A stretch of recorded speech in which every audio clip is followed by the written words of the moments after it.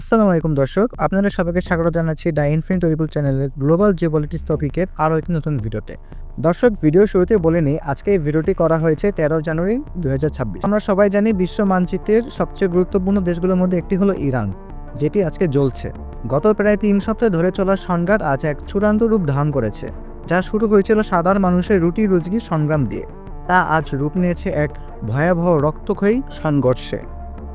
Washington DC থেকে Donald Trump হুঙ্কার দিচ্ছেন, অন্যদিকে তেহরান থেকে আয়াতুল্লাহ খামেনি বলেছেন আমরা যুদ্ধের জন্য প্রস্তুত। এছাড়াও আমেরিকা কি একা, নাকি নেপথ্যে কলখাতে আছে ইসরায়েলও?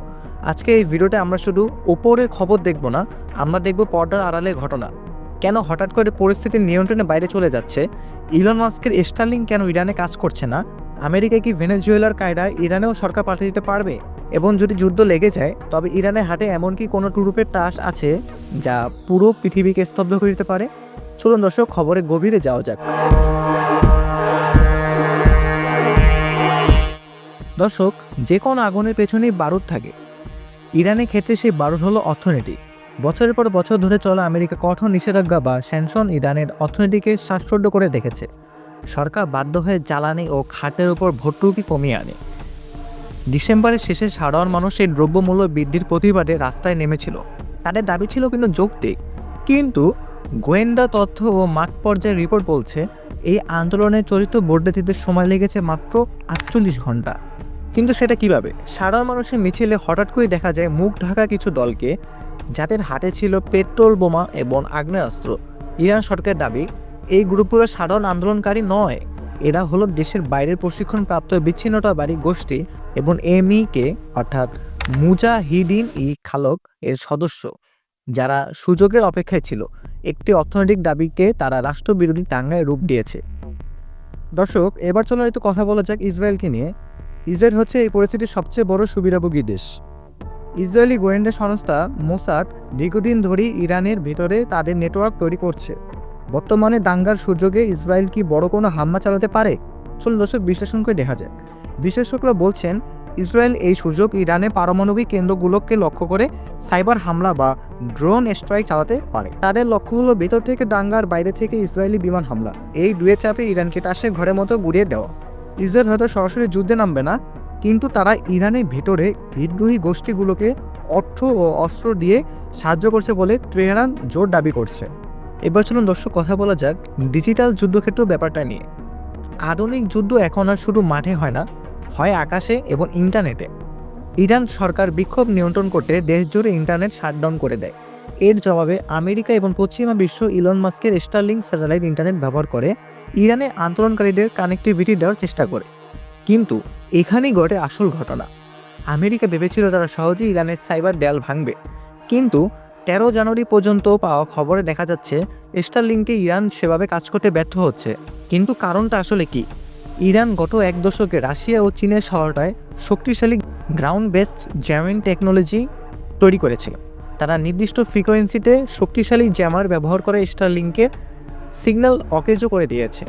এটি প্রমাণ করে প্রযুক্তিগত দিক থেকে ইরান এখন আর 2009 বা 2019 সালের মতো কিন্তু দুর্বল নেই। দর্শক, চলুন এরপরে জানা যাক হতাহতের প্রকৃত সংখ্যা এবং এ নিয়ে যে প্রোপাগান্ডা চলছে সেসব বিষয় নিয়ে। দর্শক, যে কোনো সংঘাতের সবচেয়ে করুণ দিক হলো প্রাণহানি।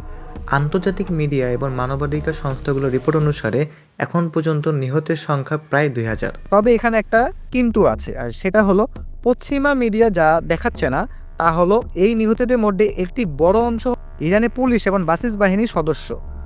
দাঙ্গাকারীরা পরিকল্পিতভাবে পুলিশ স্টেশন এবং অস্ত্রাগারে হামলা চালিয়েছে। যখন কোনো আন্দোলনের স্বয়ংক্রিয় রাইফেল ব্যবহার করা হয়, তখন সেটি আর বিক্ষোভ থাকে না, সেটি হয়ে যায় সশস্ত্র বিদ্রোহ। আর ঠিক তখনই রাষ্ট্র তার সার্বভৌমত্ব রক্ষায় কঠোর হতে বাধ্য হয়। দর্শক, এরপর চলুন জানা যাক ট্রাম্প যে বারবার যে হুমকি দিচ্ছে একের পর এক, এবং তার যে নতুন করে যে 25% শুল্ক দিল, সেটা সমীকরণটা আসলে কি? দর্শক, ডোনাল্ড ট্রাম্প ক্ষমতায় এসেই তার পুরনো ম্যাক্সিমাম প্রেশার নীতি যে ছিল সেটা ফিরে এনেছেন। তিনি একের পর এক কর্মকাণ্ড করে যাচ্ছে, যেটা আমরা সবাই জানি। সে যাই হোক, তিনি ঘোষণা দিয়েছেন যে দেশ ইরানের সরকারকে সহযোগিতা করবে বা বাণিজ্য করবে, তাদের পণ্যের উপর তিনি 25% শুল্ক আরোপ করবেন। এর প্রভাবটা আসলে কি হতে পারে? ট্রাম্প ভাবছেন এতে ইরান একা হয়ে যেতে পারে, কিন্তু বাস্তবতা কিন্তু দর্শক ভিন্ন। চীন এবং অন্যান্য কিছু দেশ ইরানের তেলের উপর নির্ভরশীল। তারা 25% শুল্কের ভয়ে ইরানকে যে ত্যাগ করবে এরকমটা কিন্তু একদমই না। তারা ডলারের বদলে নিজস্ব যে কারেন্সি রয়েছে সেখান থেকে হয়তো বাণিজ্য করবে। এতে আসলে ক্ষতি হয়তো আমেরিকারই হবে। দর্শক, ট্রাম্পের এই সিদ্ধান্ত ইরানের চেয়ে বরং বিশ্ব অর্থনীতি বেশি অস্থিরতাও সৃষ্টি করবে বলে আমি মনে করছি। দর্শক, এরপরে বলা যাক ভেনেজুয়েলা মডেল কি ইরানে কাজ করবে? অনেকে প্রশ্ন করছেন আমেরিকায় কি ভেনেজুয়েলার স্টাইলে কোনো ক্রু বা কমান্ডো অপারেশন চালিয়ে ইরানের নেতাদের কিডন্যাপ বা হত্যা করতে পারে কিনা? ভেনেজুয়েলা যা সম্ভব হয়েছিল ইরানে তা কেন অসম্ভব? চলুন আসুন দেখি দর্শক। জিওগ্রাফি বা ভূগোল। ভেনেজুয়েলা উপকূলীয় সমতল দেশ আর ইরান হলো একটি প্রাকৃতিক দুর্গ। চারদিকে উঁচু পাহাড়। তেহরান পর্যন্ত কোনো বিদেশি কমান্ডো বাহিনী পৌঁছানো মানে মৃত্যুকূপে প্রবেশ করার। Invading Iran by land? Almost impossible. And here's why. To the west, the Zagros Mountains, a rocky wall with narrow passes, easy to defend, hard to attack. To the north, the Elburz Mountains, rising like a shield beside the Caspian Sea. To the east, more rugged mountains near Afghanistan and Pakistan. Still no easy entry. And in the middle, two deadly deserts, Dashti Kavir and Dashti Lut. Scorching heat, salt flats, sand that swallows tanks.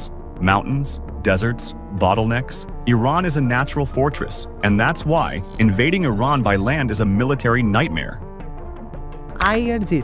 IRGC হলো ইরানের revolutionary guard, যা কোনো সাধারণ বেতনভুক্ত সেনাবাহিনী নয়। এরা একটি আদর্শিক বাহিনী। ভেনেজুয়েলার সেনাবাহিনী টাকার অভাবে পক্ষ ত্যাগ করতে পারে, কিন্তু আইআরজিসি তাদের আদর্শের জন্য শেষ রক্তবিন্দু পর্যন্ত লড়াই করবে। গোয়েন্দা নেটওয়ার্ক। ইরানের গোয়েন্দা সংস্থা পুরো মধ্যপ্রাচ্যে ছড়িয়ে আছে। আমেরিকার কোনো প্ল্যানিং শুরু হওয়ার আগেই তেহরান তা জেনে যায়। তাই ভেনেজুয়েলার কায়দা ইরানে রেজিম চেঞ্জ অপারেশন চালানো অবাস্তব এবং আত্মঘাতী। এরপর চলুন দর্শক জানা যাক ইরানের ট্রুপের টাস্ক কী এবং যদি বিশ্বযুদ্ধে ঝুঁকি থাকে তাহলে কি হতে পারে। আমেরিকা যদি সত্যি সামরিক হামলা বা সার্জিক্যাল স্ট্রাইকের ভুল করে, তবে ইরানের হাতে এমন কিছু টাস্ক আছে যা বিশ্বকে স্তব্ধ করে দিতে পারে। হরমুজ প্রণালী। বিশ্বে মোট তেলের 20% এই সরু পথ দিয়ে যায়। ইরান যদি হামলার জবাবে এই পথ বন্ধ করে দেয় বা মাইন পুঁতে দেয়, তবে তেলের দাম ব্যারেল প্রতি $300 ছাড়িয়ে যেতে পারে। আমেরিকা অর্থনীতি তখন প্রায় ধসে পড়বে। Proxy network. লেবাননের হিজবুল্লাহ, ইয়েমেনের হুতি এবং ইরাকের মিলিশিয়াদের কাছে হাজার হাজার মিসাইল ও ড্রোন আছে। আমেরিকার হামলা শুরু হলে তেল আবিব থেকে শুরু করে দুবাই এবং সৌদি আরবের তেল ক্ষেত্রগুলো আগুনের গোলায় পরিণত হবে। Hypersonic missile. ইরান সম্প্রতি ফাতা হাইপারসনিক মিসাইল তৈরি করেছে, যা শব্দের চেয়ে 15 গুণ দ্রুত চলে। আমেরিকার বর্তমান ডিফেন্স সিস্টেম এটি আটকাতে সক্ষম নয়। দর্শক, এবার চলুন কথা বলা যাক ইরান কি একা কিনা। ইরানে যদি যুদ্ধ লাগে তাহলে মৃত্যুর শক্তি কারা কারা হতে পারে। দর্শক দেখুন, 2026 সালে ইরান আর একা নয়। ইউক্রেন যুদ্ধের পর রাশিয়া ইরানের ড্রোনের উপর নির্ভরশীল। চীন ইরানের তেল ও খনিজ সম্পদের উপর নির্ভরশীল। যুদ্ধক্ষেত্রে ইরানের ওপর বড় কোনো আঘাত আসলে রাশিয়া এবং চীন চুপ করে বসে থাকবে বলে মনে হচ্ছে না, কারণ তারা জানে ইরানের পতন হলে আমেরিকা পরবর্তী টার্গেট হবে তারাই। তাই ইরানের টিকে থাকা এখন রাশিয়া ও চীনের অস্তিত্বের প্রশ্ন হয়ে দাঁড়িয়েছে। সবশেষে যদি বলি এখন দর্শক, হ্যাঁ অবশ্যই ইরান একটি কঠিন সময় পার করছে, এটা সত্য অবশ্যই, কিন্তু ইরান এমন এক দেশ যা গত 47 বছর ধরে সংকট মোকাবিলা ধরেই টিকে আছে। তারা একের পর এক সংকট মোকাবিলা করেই যাচ্ছে। দর্শক, আমেরিকা হয়তো আপাতত চাচ্ছে দাঙ্গার মাধ্যমে ভেতর থেকে ইরানকে ভেঙে দিতে। এছাড়াও রয়েছে ইসরায়েলের ষড়যন্ত্র, কিন্তু তবুও ইরানের শক্তিশালী সামরিক কাঠামো, ভৌগোলিক অবস্থান এবং মিত্রশক্তির কারণে এই পরিকল্পনা সফল হওয়া অত্যন্ত কঠিন। দর্শক, ইরানের জনগণের এক অংশ কিন্তু শান্তি চায়, সমৃদ্ধ চায়, আর এই কারণে কিন্তু এখন সরকারের পক্ষে উল্টো বিপ্লব করার জন্য হাজার হাজার মানুষ রাজপথে নেমে আসছে, কারণ তারা এটা জানে দেশের সার্বভৌমত্ব বিকিয়ে দিয়ে সেই শান্তি আসে না। আর তাই আগামী দিনগুলোই বলে দিবে এই স্নায়ু যুদ্ধে শেষ হাসিটা কে হাসবে। তো দর্শক, ভিডিওটি আজকে এই পর্যন্তই। ভিডিওটি যদি ভালো লাগে থাকে অবশ্যই লাইক, কমেন্ট এবং শেয়ার করুন, এবং চ্যানেলে যদি নতুন হয়ে থাকেন চ্যানেলটি সাবস্ক্রাইব করে পাশে থাকুন। তো দর্শক, দেখা হচ্ছে আবার পরবর্তী কোনো ভিডিওতে। ততক্ষণ পর্যন্ত সবাই ভালো থাকুন, সুস্থ থাকুন। সবাইকে আসসালামু আলাইকুম, ধন্যবাদ।